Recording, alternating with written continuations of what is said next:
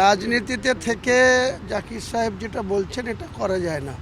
একজন মুসলমানের কাজ হচ্ছে মসজিদ বানানো, আর একজন অমুসলিম বা যারা সনাতন ধর্মাবলম্বী মানুষ তাদের কাজ হচ্ছে মূর্তি পূজা করা, মন্দির বানানো, অষ্টম প্রহর করা, হরিনাম করা তাদের কাজ। সেটাকে আমি যেমন শ্রদ্ধা করি, তেমনি কোনো অমুসলিম যদি মূর্তি পূজা করে তাকে কবরে যাওয়ার পর সোজাসুজি জাহান্নামে যেতে হবে। উনি জাহান্নামের দরজাটা খুলেছেন, মরার পরে জাহান্নামে ঢুকবেন। দেখুন, শুভেন্দু অধিকারীকে আমি কালকেও বলেছি কিছু সংবাদ মাধ্যমকে যে ব্যক্তিগতভাবে শুভেন্দু অধিকারীর সঙ্গে আমার কিন্তু কোনো সম্পর্কের অবনতি নেই বা খারাপ কিছু নেই।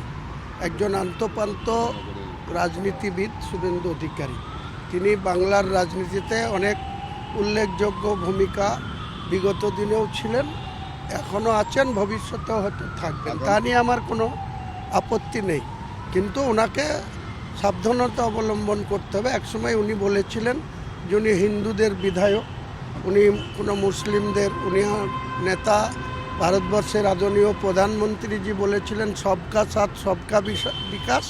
উনি বলেছিলেন যে উনি শুধু হিন্দুদের, এটা তো অস্বীকার করলে হবে না। আজকে যদি তিনার বোধগম্য হয়ে থাকে যে রাষ্ট্রবাদী মুসলমানদের তিনি শত্রুতা করবেন না, তাহলে আমিও তিনার কোনো শত্রুতা করব না। কিন্তু যদি মুসলমানকে উনি অল আউট আক্রমণ করেছিলেন, আমি তৃণমূলের কোনো নেতা সেটা নিয়ে কোনো প্রতিক্রিয়া দেননি, কিন্তু আমি তার পাল্টা বলেছিলাম। আজও সেই স্ট্যান্ড আমার ক্লিয়ার। উনি যদি ব্যক্তিগতভাবে মুসলিম সম্প্রদায়কে আক্রমণ না করেন, আমিও ওনাকে কোনো মতেই ব্যক্তিগত আক্রমণে যাব না, এটা পরিষ্কার। আগামীকাল রানীনগরে নওশাদ সিদ্দিকী তিনি সভা করতে চলেছেন, কোনো কথোপকথন হয়েছে বা আপনি কি বলবেন? না, ওনার উনি একটা রাজনৈতিক দলের দায়িত্বে আছেন বা চেয়ারম্যান আছেন, উনি বাংলার 294টা আসনেই সভা করার অধিকার ওনার আছে। এ নিয়ে আমার কোনো জোট নিয়ে আলোচনা শুরু কবে হবে? আমি তো রানীনগরে যাচ্ছেন, তো রানীনগরের প্রার্থী ডাক্তার হুমায়ুন কবিরকে তো জিজ্ঞেস এলান করে দিয়েছি, উনিও করতে পারেন, একটা কোনো অসুবিধা নেই। জোটের আলোচনা কবে থেকে শুরু হবে সেই লক্ষ্য নিয়ে কি কলকাতায় আসা আজকেই? হ্যাঁ, নিশ্চয়ই কাজ আছে কলকাতাতে। কালকে এত পরিশ্রম যাওয়ার পর সকাল সকাল বেরিয়েছি, এখানে কাজ আছে। আমার কিছু রিপ্রেজেন্টেটিভ দিল্লিতে ইলেকশন কমিশনের কাছে যাচ্ছে আজকেই। আমারও যাওয়ার কথা ছিল, আমি বিশেষ কারণে যেতে পারছি না।